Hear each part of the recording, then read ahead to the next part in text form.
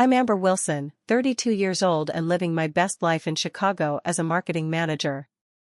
Well, at least I was until last Christmas when my sister Stephanie decided my carefully planned holiday deserved a complete demolition. We've always had a complicated relationship, but nothing prepared me for the moment she dropped her 3 kids at my doorstep after I explicitly said no to babysitting. That Christmas disaster changed everything between us, and taught me lessons about family and boundaries I never expected to learn. If you've ever had family members who don't respect your boundaries, hit that like button and subscribe. I'd love to know where you're watching from in the comments below. Growing up, I was always the responsible one. From the moment Stephanie was born when I was 4, our roles were clearly defined by our parents. I was expected to set a good example, to help out, to be understanding. Stephanie, with her big blue eyes and charming smile, was allowed to be carefree and spontaneous. Amber, watch your sister, became the soundtrack of my childhood. At the playground, I couldn't just play, I had to make sure Stephanie didn't fall off the monkey bars. During family gatherings, I was tasked with keeping her entertained while the adults talked. Even on my own birthday, my parents would remind me to let Stephanie blow out a few candles too, because sharing is caring. Don't get me wrong, I loved my little sister fiercely. We had wonderful moments building blanket forts in the living room, creating elaborate stories with our dolls, and riding bikes around the neighborhood. But there was always this underlying expectation that her needs and wants would come first, and mine would be secondary. When I was 15 and Stephanie was 11, our parents dropped the bombshell that they were getting divorced. Dad had been having an affair with his secretary, such a cliché, but painful nonetheless. Mom fell apart, spending most days in bed crying or self-medicating with wine and reality TV. Once again, I stepped up, not because anyone asked me to, but because someone had to. While my friends were going to football games and having sleepovers, I was making sure Stephanie had dinner, finished her homework, and got to bed on time. I learned to forge Mom's signature on permission slips, to budget our dwindling grocery money, and to lie convincingly when Stephanie's teachers asked why Mom never came to parent-teacher conferences. "You're so mature for your age," adults would tell me, like it was a compliment. It wasn't maturity, it was survival. Despite everything, I managed to maintain good grades and got accepted to Northwestern University with a partial scholarship. I worked 2 part-time jobs while taking a full course load, came home every other weekend to check on Mom and Stephanie, and somehow graduated with honors in marketing. My first job was an entry-level position at a boutique marketing firm in Chicago. The pay was terrible, the hours were worse, but it was a foot in the door. I lived in a tiny studio apartment with second-hand furniture and ate ramen more often than I care to admit. But I was making it on my own, and that meant everything to me. Over the next decade, I worked my way up to marketing manager at one of the top firms in the city. I now have a beautiful 1-bedroom apartment with a view of Lake Michigan, a comfortable salary, and the respect of my colleagues. It wasn't easy, but I built a life I'm proud of. Stephanie took a different path. She dropped out of community college after 1 semester when she met Brian Taylor, the charming son of a real estate developer.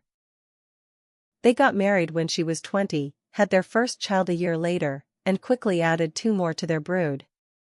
Zoe, now 8, Jackson, 6, and Emma, 4, are beautiful children who I love dearly, even though I only see them a few times a year.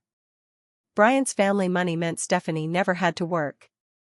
They live in a sprawling suburban home with all the trappings of upper-middle-class success. On social media, Stephanie portrays the perfect life of a devoted wife and mother, with carefully filtered photos of home-cooked meals and Pinterest-worthy birthday parties. What doesn't make it to Instagram are the frantic phone calls I get when things aren't so picture-perfect. Like when Stephanie borrowed $2,000 for a household emergency that turned out to be a luxury spa weekend with her friends. Or when she borrowed my designer dress for a charity gala and returned it with wine stains and a torn hem. Or how she completely forgot my birthday last year, then sent a belated text saying, "Sorry sis. You know how crazy life gets with kids." After years of therapy, thank God for good health insurance, I finally recognized the pattern of being taken advantage of, not just by Stephanie but by my family in general. My therapist, Dr. Rivera, helped me understand that setting boundaries wasn't selfish, it was necessary for my mental health. You can love someone and still say no to them, she would remind me during our sessions. Your value isn't determined by how much you sacrifice for others. It was a hard lesson to internalize after a lifetime of being the family fixer, but I was trying. I started small, declining invitations to events I didn't want to attend, not answering non-emergency calls after 9 p.m., refusing to lend money without clear repayment terms. Each boundary felt uncomfortable at first, but gradually became easier. As Christmas approached last year, I made a decision that felt both terrifying and exhilarating. For the first time in my adult life, I would spend the holiday exactly how I wanted to.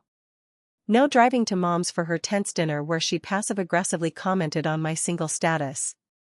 No expensive gifts for Stephanie's kids that would be forgotten by New Year's. Just me, in my cozy apartment, with good food, good wine, and absolutely no obligations. I spent weeks preparing for my perfect solo Christmas. I bought a small but elegant tree and decorated it with ornaments I actually liked, not the gaudy family heirlooms Mom insisted on using. I ordered special treats from my favorite bakery. I curated a playlist of Christmas music that didn't include those annoying novelty songs Dad played on repeat. I even wrapped gifts for myself, books I'd been wanting to read, luxurious bath products, and a cashmere sweater I'd been eyeing for months. My refrigerator was stocked with ingredients for the meals I planned to cook. My Netflix queue was filled with holiday movies I actually enjoyed. I invited a few friends over for Christmas Eve dinner, but Christmas Day would be all mine, peaceful, quiet, and completely on my own terms. I was so excited about my plans that I almost didn't answer when Stephanie's name flashed on my phone 2 weeks before Christmas. But old habits die hard, and I picked up on the third ring. Little did I know that this call would set in motion events that would challenge every boundary I'd worked so hard to establish. Amber. Oh my God, you'll never believe what Brian did. Stephanie's voice bubbled through the phone with that familiar excitement she gets when something amazing happens to her. I cradled my phone between my ear and shoulder while I continued chopping vegetables for my dinner. What did he do? I asked, genuinely curious. Despite our complicated relationship, I did want good things for my sister. He surprised me with a trip to Aspen for Christmas. 8 days at this super exclusive resort with skiing, spa treatments, gourmet dining, the works. We leave on the 23rd and won't be back until after New Year's. Isn't that amazing? Wow, that's quite a gift, I replied, feeling a twinge of envy but pushing it aside. The kids must be thrilled about going to the mountains for Christmas. There was a pause, and I could almost hear Stephanie smile through the phone. Well, that's the thing. It's an adults-only resort. Super romantic. Which is why I'm calling you. My hand stilled on the knife, a sense of dread creeping up my spine. I knew what was coming before she even said it. So you'll take the kids while we're gone, right? They're so excited to spend Christmas with their favorite auntie. I've already told them all about it. The casual way she dropped this bombshell, not as a request but as a foregone conclusion, made my blood pressure spike. 8 days. Over Christmas. The holiday I had meticulously planned as a gift to myself after years of putting everyone else first. Stephanie, I started, but she steamrolled right over me. Zoe has a new allergy medication, but it's pretty simple. And Jackson still has occasional nightmares, but he usually settles down if you let him sleep with the hall light on. Emma's going through a picky eating phase, but I'll pack all her favorite snacks. Oh, and they all still believe in Santa, so you'll need to do the whole milk and cookies thing and fill their stockings after they go to bed on Christmas Eve. My mind raced as I tried to process what was happening. This wasn't the first time Stephanie had dropped her responsibilities in my lap with zero notice. Last summer, she'd asked me to dog-sit her Labradoodle for a weekend that turned into 2 weeks. 3 years ago, she and Brian went to a destination wedding and left the kids with me for 5 days, even though I had an important work presentation that Monday. Each time, I'd swallowed my frustration and rearranged my life to accommodate her. Each time, she'd taken my compliance for granted. Each time, I'd received minimal thanks and maximum criticism about how I'd handled things differently than she would have. Dr. Rivera's voice echoed in my head, "Your response to a request sets the precedent for how people will treat you in the future." I took a deep breath. "Stephanie, I'm sorry, but I can't watch the kids this Christmas." The silence on the other end of the line stretched for so long that I checked my phone to make sure the call hadn't dropped. "What do you mean, you can't?" she finally asked, her tone suggesting I'd just spoken in an alien language. "I have plans for Christmas this year," I explained, my heart pounding. "I've been looking forward to them for months." "I'm sorry this puts you in a difficult position, but I won't be able to babysit for 8 days." "Plans?" Stephanie scoffed. "What plans could be more important than family? It's not like you have kids or a husband to spend the holiday with." The casual cruelty of her words stung, but I tried to stay calm. "My plans are important to me, even if they don't involve children or a spouse." "I'm sorry, but my answer is no." "I can't believe you're being so selfish," she said, her voice rising. "After everything I've done for you."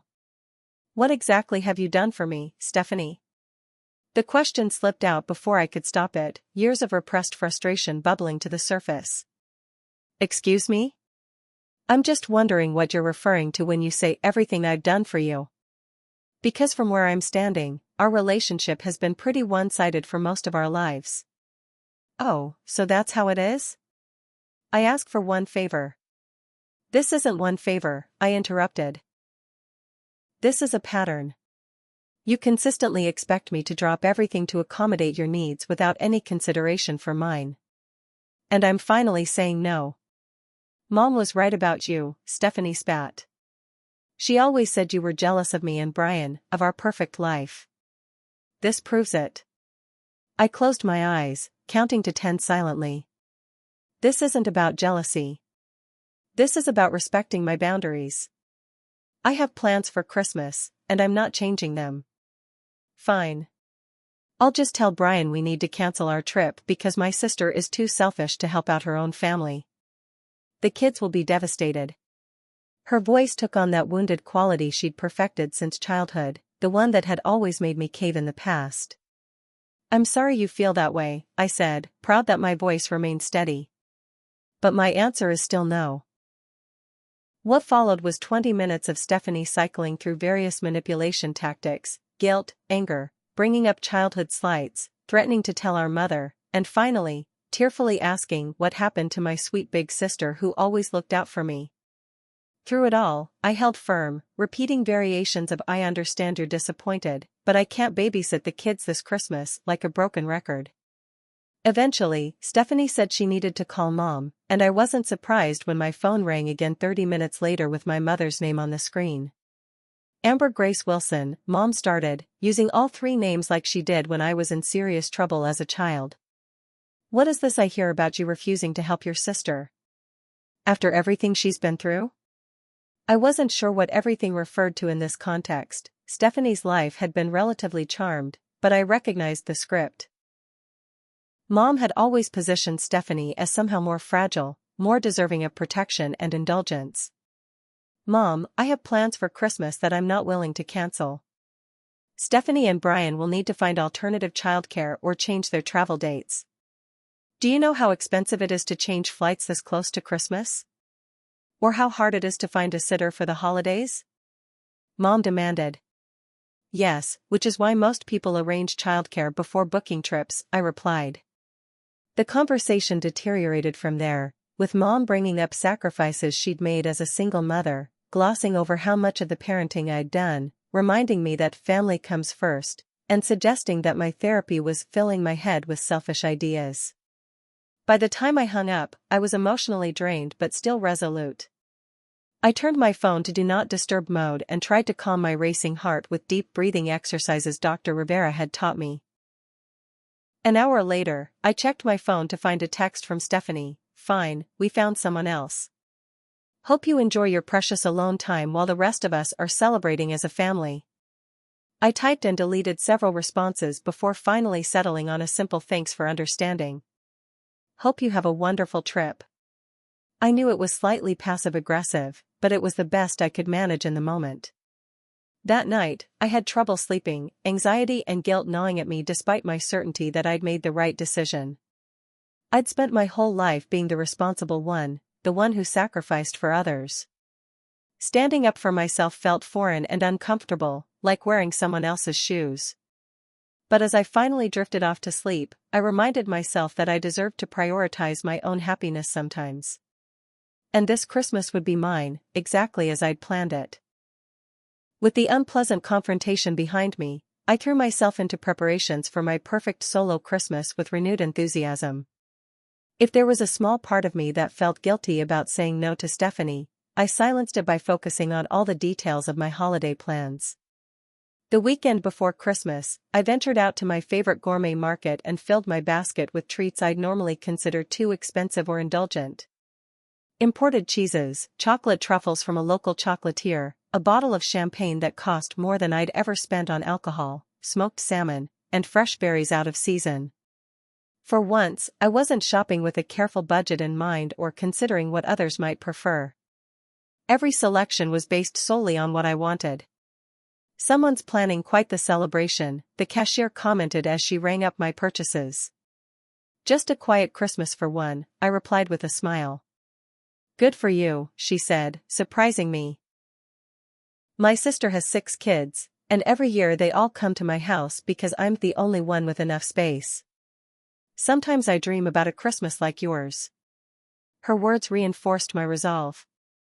I wasn't the only person who occasionally needed a break from family obligations. Back at my apartment, I put the finishing touches on my decorations. My tree wasn't large, but it was perfect, adorned with delicate glass ornaments in shades of blue and silver, with tiny white lights that twinkled like stars.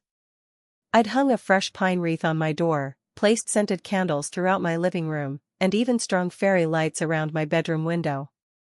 It looked like a cozy holiday haven, exactly as I'd imagined. I'd arranged to have Christmas Eve dinner with my friends Laura and Michael, a married couple who lived in the same building, and their friend Taylor who was visiting from New York. We'd decided on a potluck-style meal, with each of us preparing a favorite dish. I'd chosen to make my grandmother's famous beef bourguignon, a recipe that took hours to prepare but was worth every minute for the rich, complex flavors. For Christmas Day itself, I'd planned a leisurely morning of opening myself gifts while still in pajamas, followed by a long bubble bath with a good book, and then a simple but elegant dinner for one. I'd even bought special Christmas crackers to pop, just for the silly paper crown and terrible jokes inside. The week before Christmas flew by in a flurry of last-minute work projects. As a marketing manager, year-end always brought a rush of reports to finalize and plans to approve for the coming quarter. I stayed late at the office several nights, determined to clear my desk completely so I could enjoy my time off without any work distractions. By December 23rd, I was officially on vacation until January 2nd. I spent that morning doing a final grocery run for perishables and picking up the special sourdough bread I'd ordered for Christmas Eve dinner. The city was bustling with last-minute shoppers, but I moved through the crowds with a sense of calm, knowing that my own preparations were complete. That evening, I indulged in a Christmas movie marathon, watching all my favorites back-to-back with a glass of wine and a plate of cheese and crackers. No compromising on what to watch, no one talking over my favorite scenes, just me enjoying exactly what I wanted. Christmas Eve morning dawned bright and clear, with a light dusting of snow that made everything look magical. I woke up naturally, without an alarm, and spent a lazy hour scrolling through social media in bed before finally getting up to make coffee. The entire day stretched before me, unstructured and full of possibility. I decided to bake cookies, not because anyone expected them, but because I loved the smell of warm vanilla and cinnamon filling my apartment. As I measured flour and creamed butter with sugar, I played my Christmas playlist and sang along at the top of my lungs, occasionally breaking into impromptu dance moves that would have embarrassed me had anyone been watching. Around noon, my phone chimed with a text from Stephanie, "Merry Christmas Eve. Kids wanted me to send their love to Aunt Amber. Hope you have a great holiday." The message caught me off guard. After our argument, I'd expected radio silence until after the new year. This seemed oddly conciliatory for Stephanie, who typically held grudges with impressive tenacity. Still, I was happy to avoid family drama during the holidays, so I sent back a cheerful response with a few emojis for good measure. A small voice in the back of my mind whispered that something seemed off, but I brushed it aside. Stephanie had found alternative childcare for her kids, and now she was making a peace offering. I should just be grateful and enjoy my holiday. As afternoon turned to evening, I began preparing for dinner with my friends. The beef bourguignon was simmering on the stove, filling my apartment with mouth-watering aromas. I'd set my small dining table with my good dishes, the ones that usually stayed in the cabinet, and arranged fresh flowers as a centerpiece. I'd even used the cloth napkins I'd bought years ago but never had a reason to use. With everything ready for my guests' arrival at 7, I took a long shower, did my hair and makeup with extra care, and put on a new emerald green dress I'd bought specifically for the occasion. Looking in the mirror, I felt a surge of pride and contentment. This was exactly how I'd wanted to spend my holiday, and for once, I'd put my own wishes first. I was just lighting the candles on my dining table when the doorbell rang. Glancing at my watch, I frowned slightly. It was only 4:15, nearly 3 hours before my friends were due to arrive. Perhaps one of them had come early to help set up. With a final glance around my perfectly arranged apartment, I smoothed my dress and went to answer the door, completely unprepared for the chaos that was about to descend on my carefully planned Christmas. When I opened my door, my brain took several seconds to process the scene before me. There stood Stephanie, immaculate in a cream-colored cashmere sweater and designer jeans, her blonde hair falling in perfect waves. Beside her was Brian, his tall frame bundled in an expensive-looking overcoat, checking his watch impatiently. And in front of them, practically vibrating with excitement, were my nieces and nephew, Zoe, Jackson, and Emma, surrounded by a small mountain of luggage, backpacks, and what appeared to be a bag of wrapped presents. "Auntie Amber." Emma, the youngest, launched herself at my legs, wrapping her arms around my knees. "We're staying with you for Christmas." I stood frozen, one hand still on the doorknob, as Jackson pushed past me into the apartment, already eyeing my carefully decorated tree. "Do you have any video games?" he asked, looking around expectantly. "Dad said I could bring my Switch but I forgot it."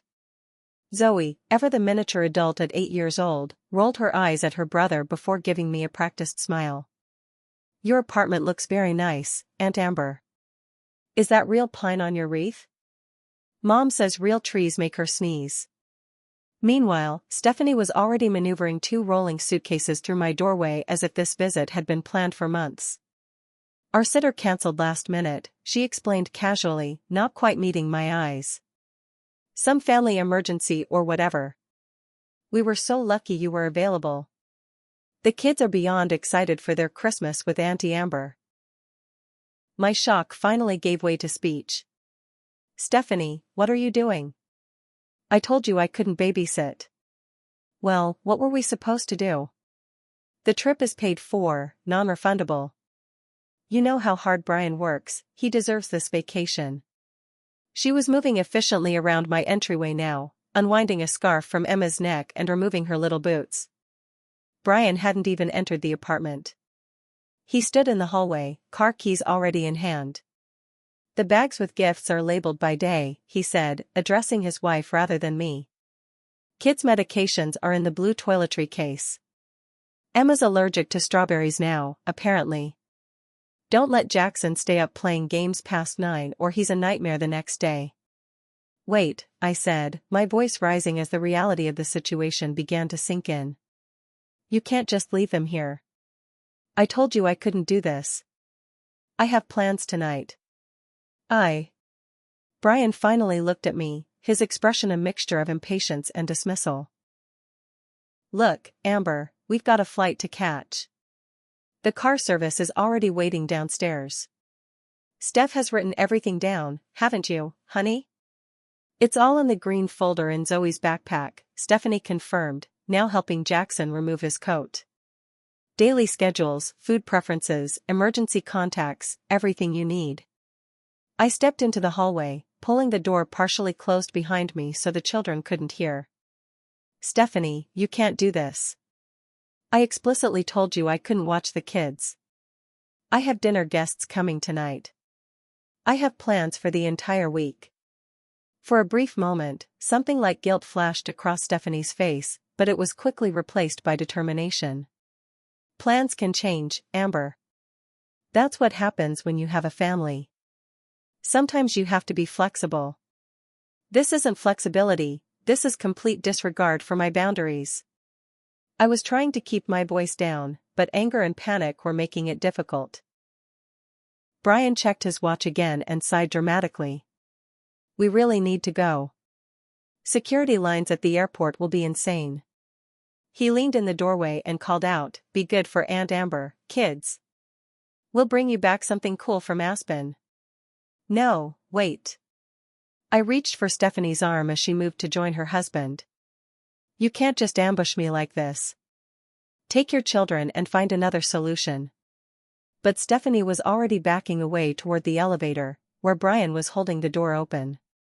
Everything they need is in the bags. We'll be back on New Year's Day. I'll text you when we land in Colorado. Stephanie, don't you dare. We'll be back before you know it. She blew a kiss toward the apartment. Love you, kiddos. Listen to Aunt Amber. And then they were in the elevator, the doors closing on Stephanie's carefully neutral expression and Brian's obvious relief at their escape. I stood in the hallway, stunned, as the elevator numbers descended to the lobby. A crash from inside my apartment jolted me back to reality. I rushed back in to find Jackson had knocked over a glass figurine that had been part of my coffee table display.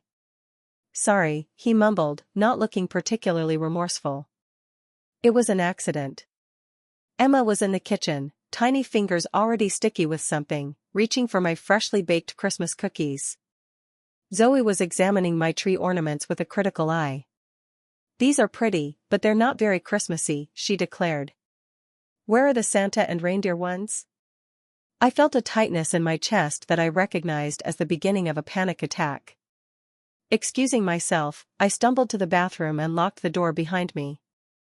Leaning against the sink, I focused on my breathing, in for 4 counts, hold for 7, out for 8, a technique Dr. Rivera had taught me for moments of acute anxiety. When my breathing steadied, I pulled out my phone and called Stephanie. It went straight to voicemail. I tried again with the same result. I sent a text. This is completely unacceptable. Come back and get your children now.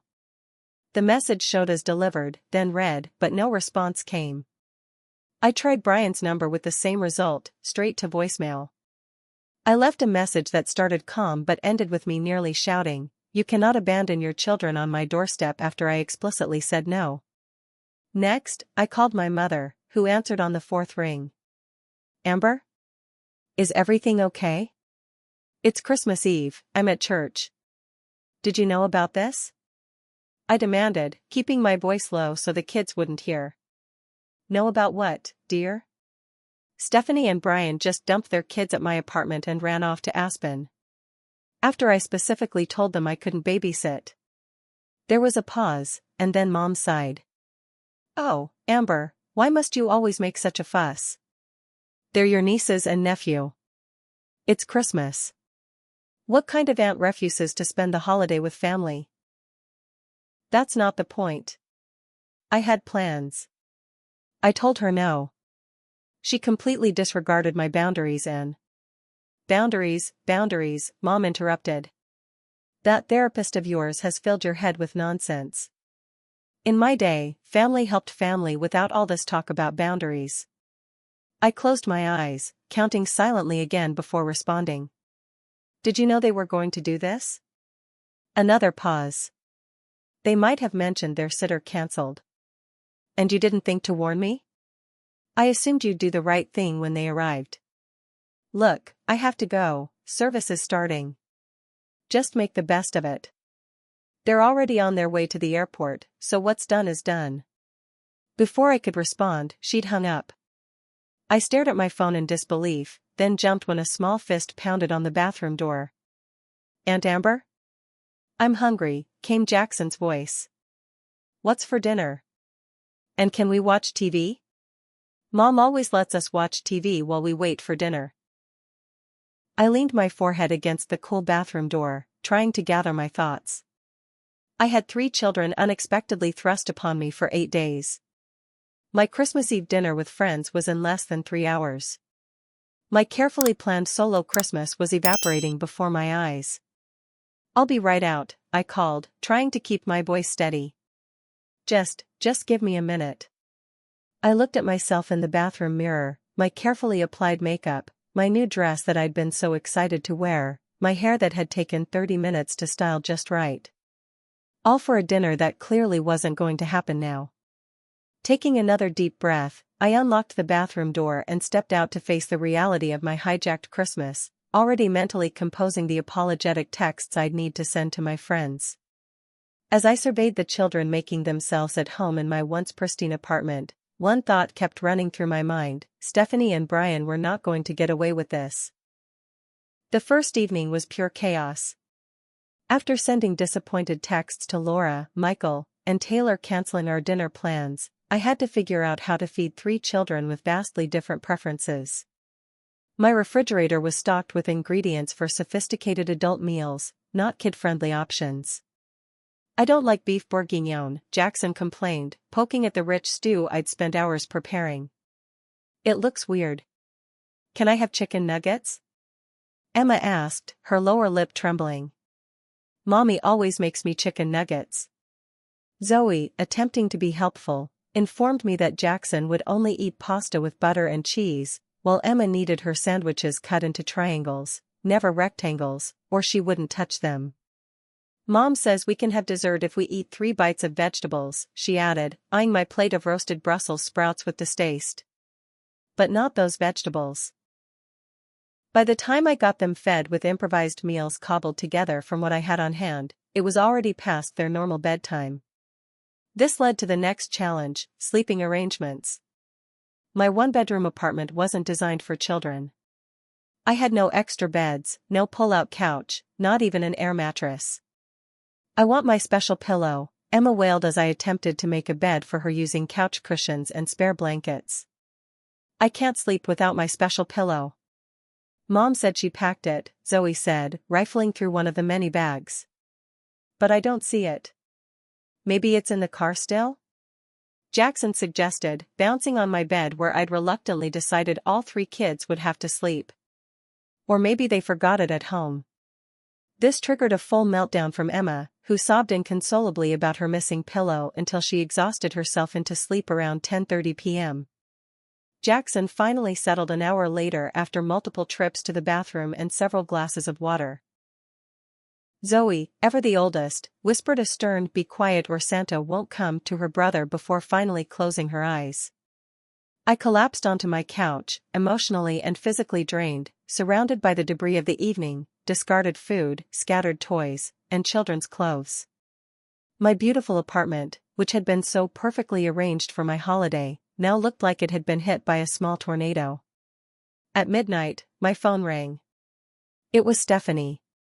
I grabbed it and hurried to my bathroom, closing the door so I wouldn't wake the children. "How could you do this to me?" I hissed without preamble. "Lower your voice," Stephanie replied. "You'll wake the kids with that tone. Don't you dare lecture me about the kids you abandoned. After I explicitly told you I couldn't watch them."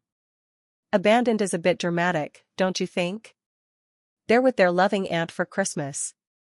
Most people would consider that a blessing. Most people would ask first and respect the answer they received. You deliberately ignored my boundaries and ambushed me."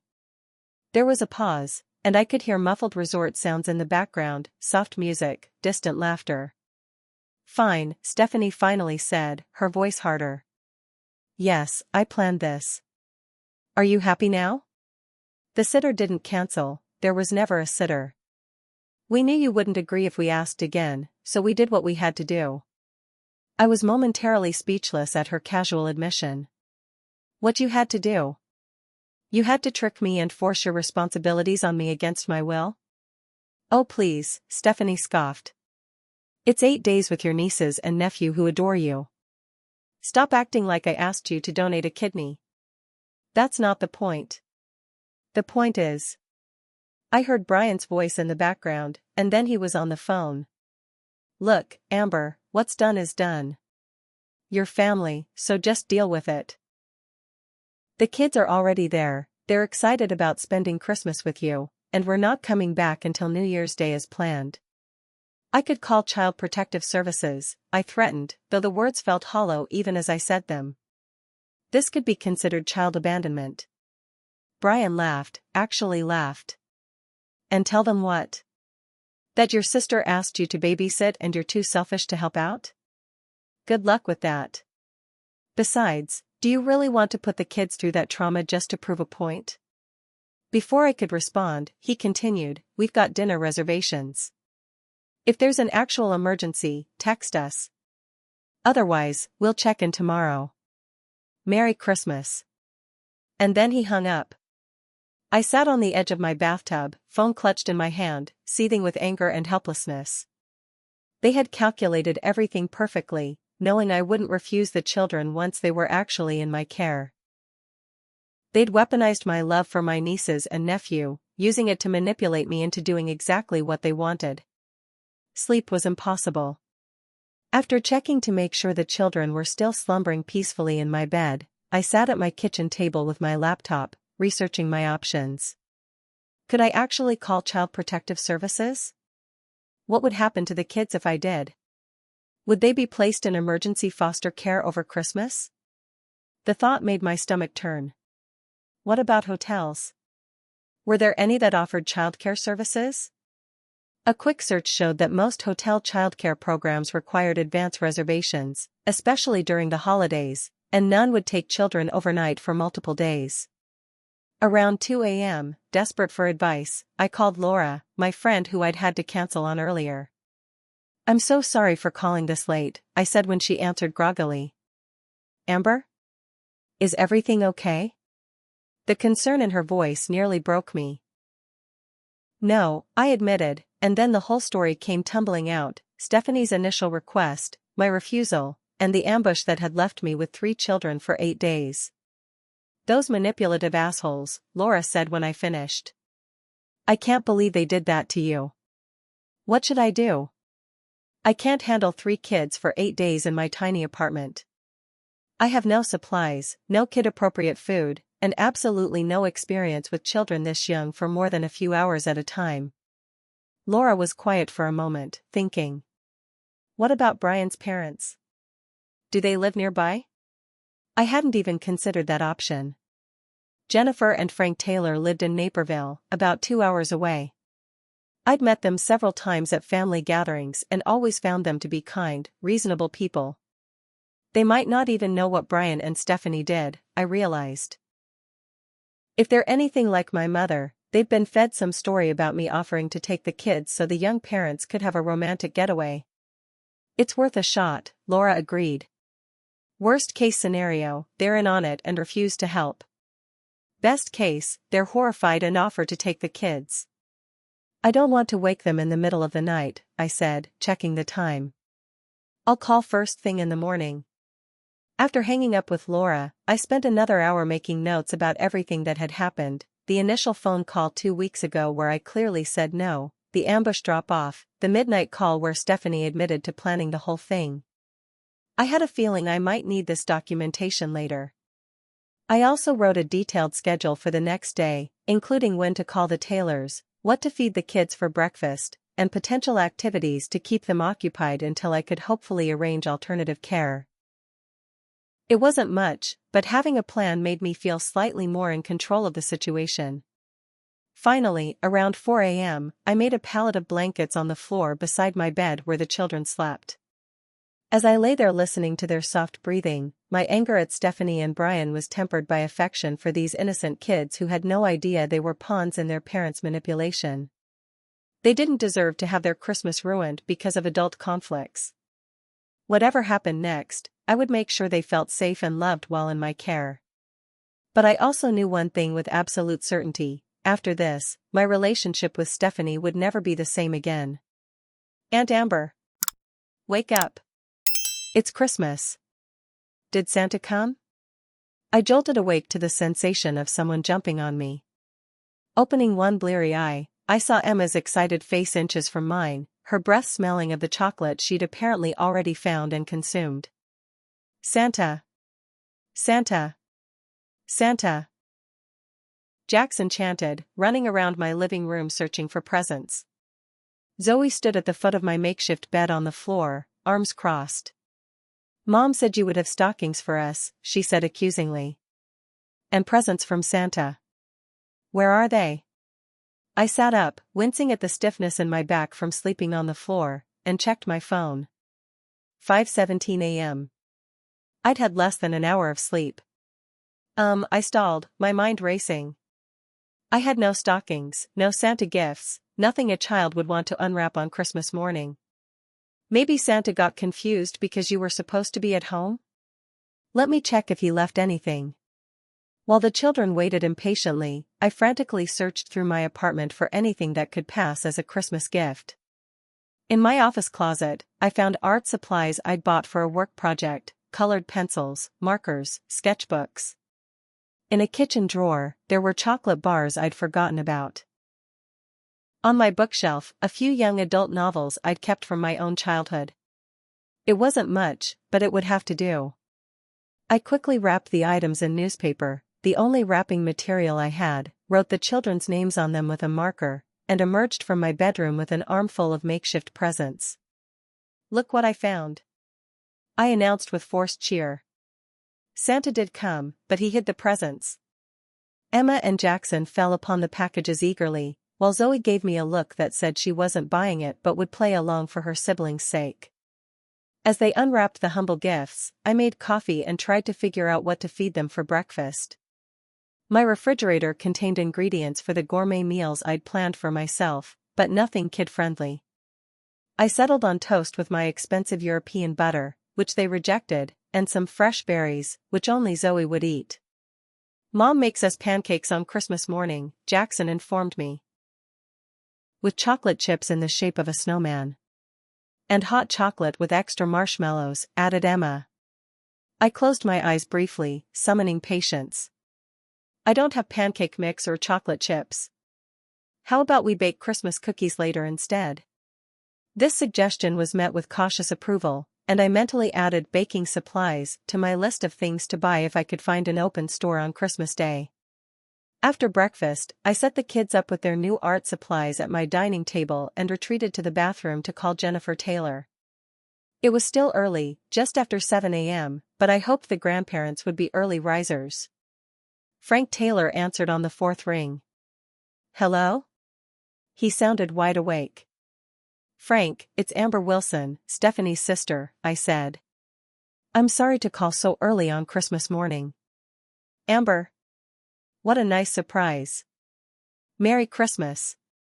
Merry Christmas to you too. Is Jennifer available as well? I'd like to speak with both of you if possible. There was a shuffle, and then I was on speakerphone with both grandparents. Is everything okay, dear? Jennifer asked, concern evident in her voice. I took a deep breath. I'm calling about Zoe, Jackson, and Emma. They're with me for Christmas, and I was wondering if you knew about that arrangement. There was a pause. The children are with you? Jennifer sounded confused. But Brian told us they were spending Christmas with Stephanie's college friend in Milwaukee. My suspicions were confirmed. That's not true. Brian and Stephanie dropped them at my apartment yesterday and left for Aspen. They'll be gone until New Year's Day. What? Without the children? That doesn't sound right, Frank said. Are you sure there hasn't been a misunderstanding? As succinctly as possible, I explained the situation, how Stephanie had asked me to babysit, how I'd declined due to prior commitments, and how they'd shown up anyway and essentially forced the children on me before fleeing to their adults-only resort. I have a one-bedroom apartment, no childcare experience beyond a few hours at a time, and absolutely no supplies for 3 children for 8 days, I concluded. I love my nieces and nephew, but this situation isn't fair to them or to me. There was silence on the other end of the line, then Jennifer spoke, her voice tight with anger. Let me get this straight. Our son and daughter-in-law abandoned their children at your apartment after you explicitly told them you couldn't watch them, and then went to a luxury resort for Christmas? Yes, that's exactly what happened. And they lied to us about where the children would be? Apparently so. Another silence, then Frank said grimly, I'm calling Brian right now. They probably won't answer, I warned. They didn't return my calls last night, and when they finally called me back at midnight, Brian essentially told me to deal with it. Oh, he'll answer for his father, Frank said with such certainty that I believed him. Amber, dear, Jennifer said, how are the children? Are they okay? They're fine, just disappointed about the lack of Santa presents and traditional Christmas breakfast. I'm doing my best, but I'm completely unprepared for this. Of course you are. No one could be prepared for such an ambush. Jennifer's indignation on my behalf was validating after my mother's dismissive response. Frank and I will come get them today. We can be there by noon. Relief flooded through me. Are you sure? It's Christmas Day, and it's a 2-hour drive each way. Absolutely sure, Jennifer said firmly. Those children should be with family who are expecting them and prepared for them on Christmas. And you shouldn't have your holiday ruined by my son's selfishness. We made arrangements for their arrival, and I returned to the living room with a lighter heart. The children were absorbed in drawing with their new art supplies, relatively content for the moment. Guess what? I announced. I have a surprise. Grandma Jennifer and Grandpa Frank are coming to visit today. Emma clapped her hands excitedly. Grandma always brings us presents. And Grandpa lets us have ice cream before dinner, Jackson added. Zoe, perceptive as always, narrowed her eyes. Are they taking us home with them? I hesitated, not wanting to make promises I couldn't keep. We'll see what happens when they get here. For now, let's make some Christmas cookies like I promised. The next few hours passed in a blur of baking, cleaning up spilled flour, preventing Emma from eating raw cookie dough, and trying to maintain some semblance of holiday cheer. I found myself enjoying the children's excitement despite my exhaustion and lingering anger at their parents. At 11:30 a.m., much earlier than expected, there was a knock at my door. When I opened it, Jennifer and Frank stood there with arms full of wrapped presents and shopping bags. We made good time on the roads, Frank explained, setting down his burden to embrace each grandchild as they ran to greet him. Jennifer hugged me warmly. Thank you for taking care of them until we could get here. I can't tell you how sorry I am about this situation. While Frank entertained the children with the presents they'd brought, Jennifer and I retreated to my kitchen to talk privately. Were you able to reach Brian? I asked. Jennifer's expression darkened. Oh yes, Frank reached him. Apparently, they're having a wonderful time skiing and going to champagne brunches. When Frank confronted him about abandoning the children with you, do you know what he said? He said you needed to learn family responsibility and that you were too self-centered. My jaw clenched. After everything I've done for Stephanie over the years, she agrees with that assessment? Stephanie was conveniently in the shower during the call, Jennifer said, shaking her head. But Frank made it very clear that we're taking the children to our home today, and that he and Brian will be having a serious conversation when they return. As we spoke, my phone rang with a number I didn't recognize. I excused myself to answer it. Is this Amber Wilson? A man's voice demanded without preamble. Yes, who's calling? This is Brian. My father just called me with some ridiculous story about you giving away my children to my parents without my permission. I nearly laughed at the audacity. Without your permission? That's rich coming from someone who left their children with me without my permission. We're family, he said, as if that explained everything. You had a duty to help out. My parents are overreacting and so are you. Your parents are being responsible grandparents, I countered. Unlike you and Stephanie, who are being remarkably irresponsible parents. Listen to me carefully, Brian's voice took on a threatening tone. If you let my parents take my children, I will consider it kidnapping and take appropriate legal action. Do you understand me? Are you recording this call? I asked, suddenly remembering my earlier documentation efforts. What? No, why would I?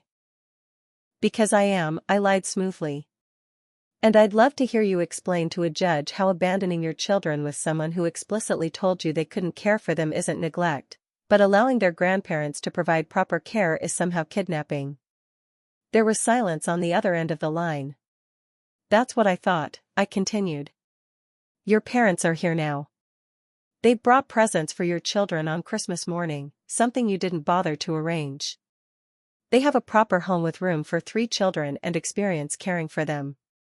They're going to take them back to Naperville today, and you and Stephanie can pick them up from there when you return. If you have a problem with that, feel free to cut your luxury vacation short and come handle your parental responsibilities.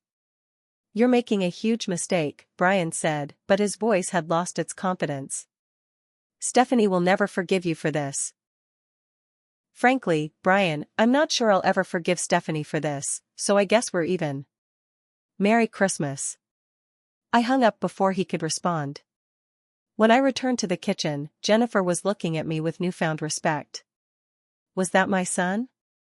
I nodded. He tried to threaten legal action if I let you take the kids. I called his bluff. Jennifer sighed deeply. I don't know where we went wrong with him. Frank and I always taught him about responsibility and respect. Some people just feel entitled, I said, thinking of my own sister. And some people enable that entitlement. I thought of myself, and how I'd allowed Stephanie to take advantage of me for years. We rejoined Frank and the children in the living room, where Christmas had been magically transformed by the presents the grandparents had brought. For the next hour, I helped the kids pack up their things while Frank made arrangements to collect the children's luggage from Stephanie and Brian's house on the way home. As they were preparing to leave, Zoe approached me with a serious expression. Are you mad at us, Aunt Amber? I knelt down to her level. No, sweetie, not at all. I'm just not set up for 3 kids in my little apartment, and Grandma and Grandpa have a big house with room for all of you. She nodded sagely. Mom said you didn't want us for Christmas. That's why she had to trick you. My heart broke a little at her words. That's not true, Zoe. I love spending time with you and your brother and sister. I just wasn't prepared for a sleepover this time. But we'll plan a proper visit soon, okay? She threw her arms around my neck in a tight hug. Promise? I promise. As I helped Frank load the car with children and luggage, Jennifer pressed a wrapped package into my hands. A little something for you. I was going to mail it, but now I can give it in person. Thank you, I said, touched by her thoughtfulness. I'm sorry I didn't have anything for you. You've given us plenty, she said with a meaningful look. The truth, for one thing. And a chance to give our grandchildren a proper Christmas. Before they left, Jennifer embraced me again. Come visit us for New Year's, if you'd like. The children would love it, and so would we. I was surprised by the invitation. Are you sure? Won't Stephanie and Brian be there? Jennifer's expression grew determined. Let me worry about that. Your family too, Amber, and it's about time everyone remembered that family works both ways. As I waved goodbye to the departing car, Emma's little hand fluttering at the window, I felt a complex mixture of emotions, relief, exhaustion, lingering anger, but also a strange sense of victory.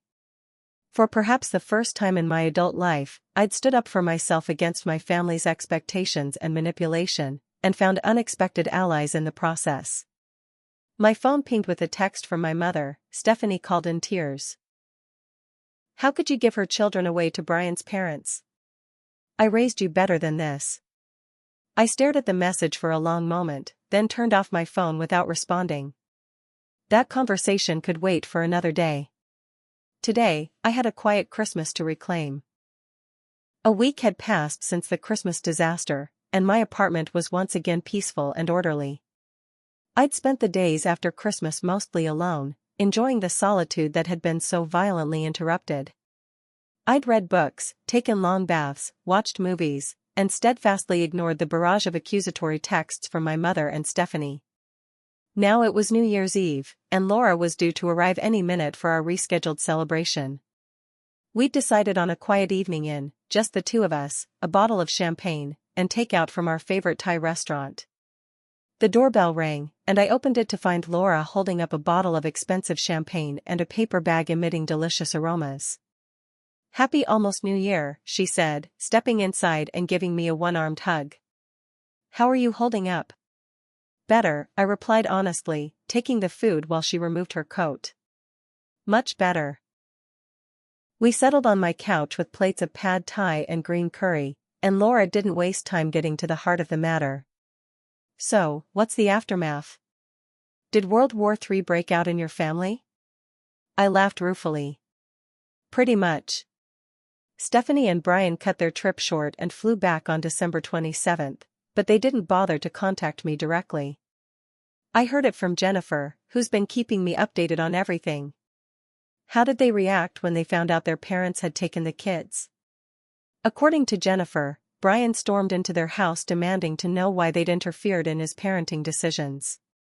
Frank apparently shut that down fast by asking exactly what kind of parenting involved abandoning 3 children on Christmas Eve after explicitly being told they wouldn't be welcome. "Good for Frank," Laura said, raising her wine glass in a toast. "And how's Stephanie taking it?" I sighed. "Playing the victim, as usual.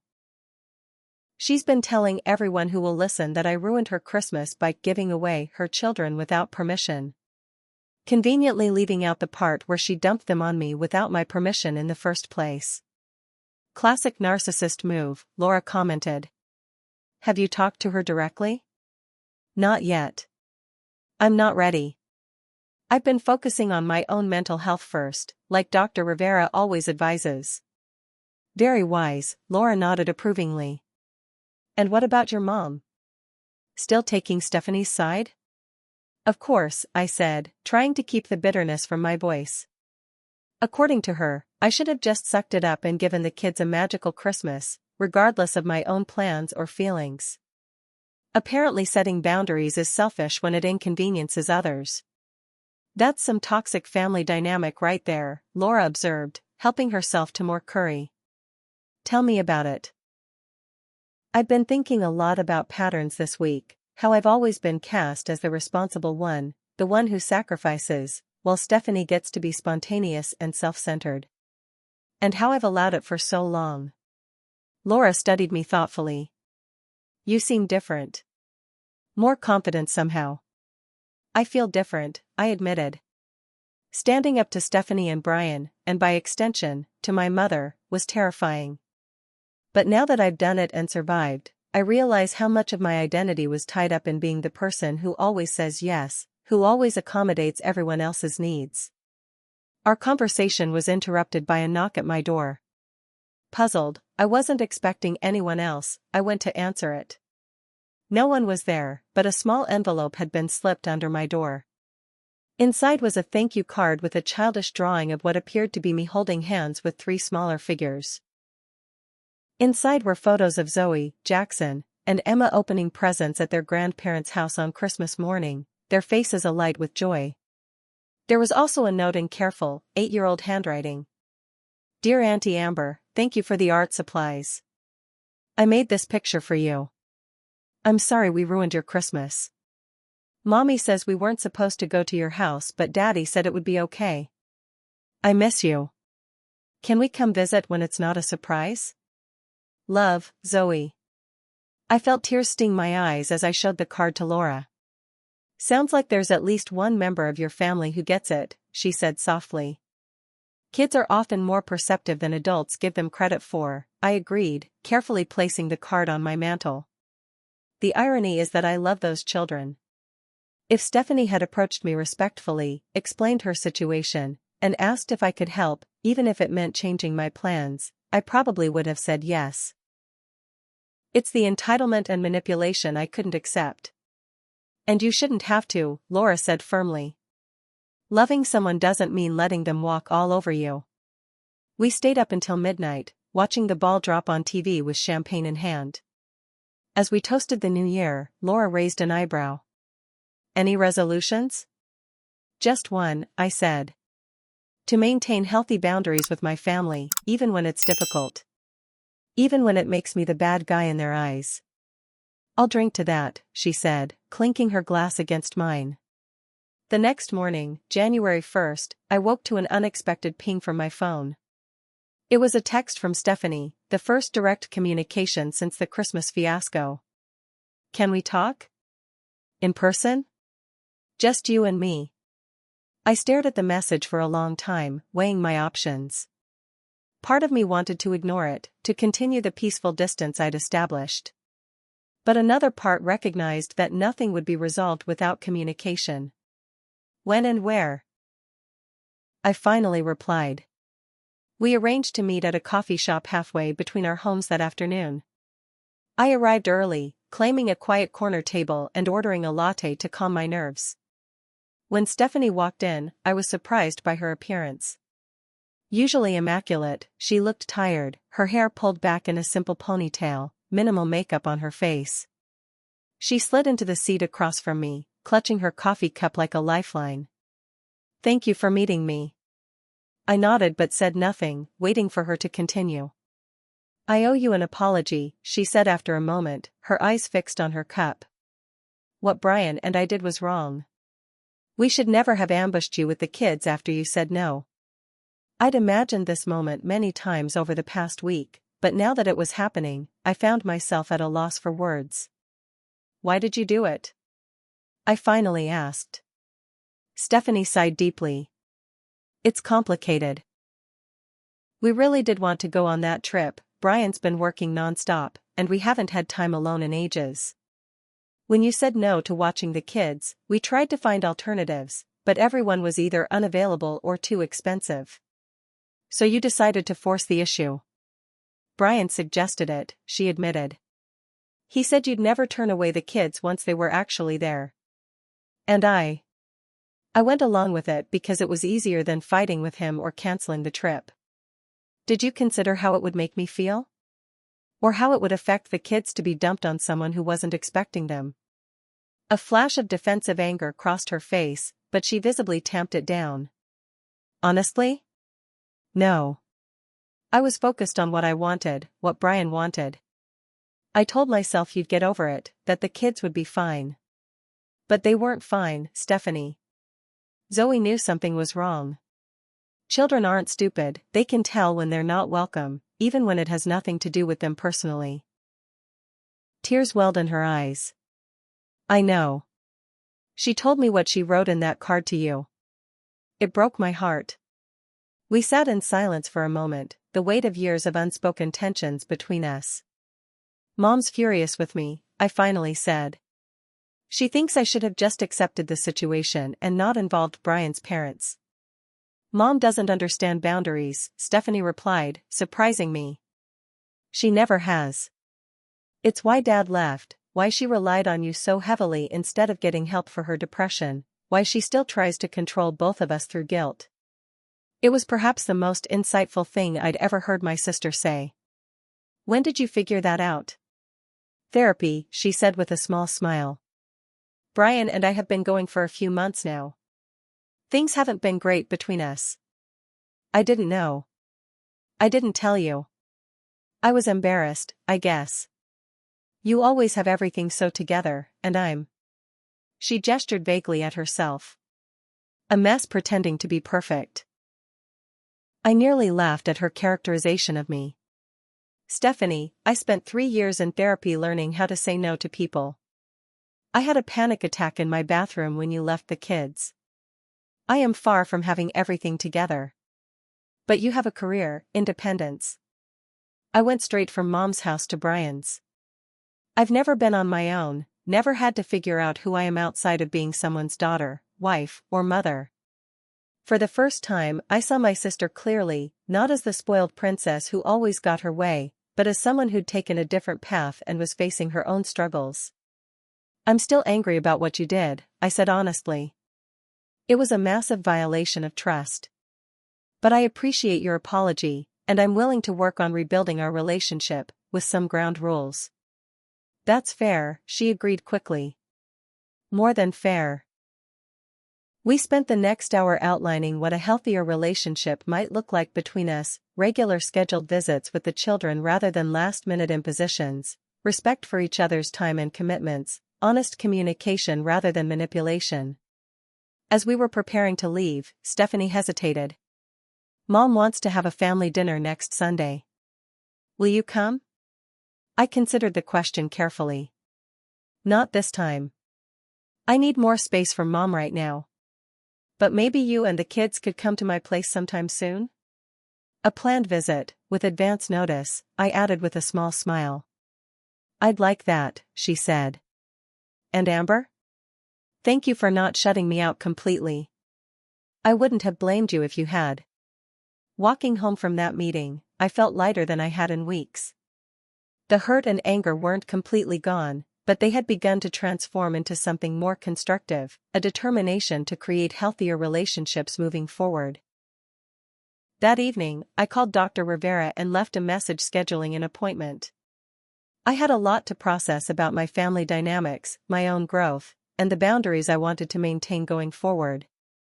As I prepared for bed, I noticed Zoe's thank you card still propped on my mantel. I picked it up, studying the childish drawing of the four of us holding hands. Despite everything, there was love there, imperfect, complicated, but real. The Christmas disaster had been painful, but it had also been necessary. It had forced confrontations that were long overdue and revealed truths that had been buried under years of unhealthy patterns. It had shown me that setting boundaries wasn't just about saying no, it was about making space for more authentic yes in the future. Most importantly, it had taught me that sometimes the greatest gift we can give ourselves is the courage to stand up for our own worth, even when it means disappointing others. That lesson, wrapped in chaos and tied with a bow of family drama, had turned out to be exactly what I needed this Christmas. Have you ever had to set difficult boundaries with family members, especially during the holidays? I'd love to hear your experiences in the comments. Don't forget to like and subscribe if you enjoyed this story, and share it with someone who might need permission to prioritize their own well-being this holiday season. Thank you for listening, and remember, true love, whether in families or any relationship, always includes respect.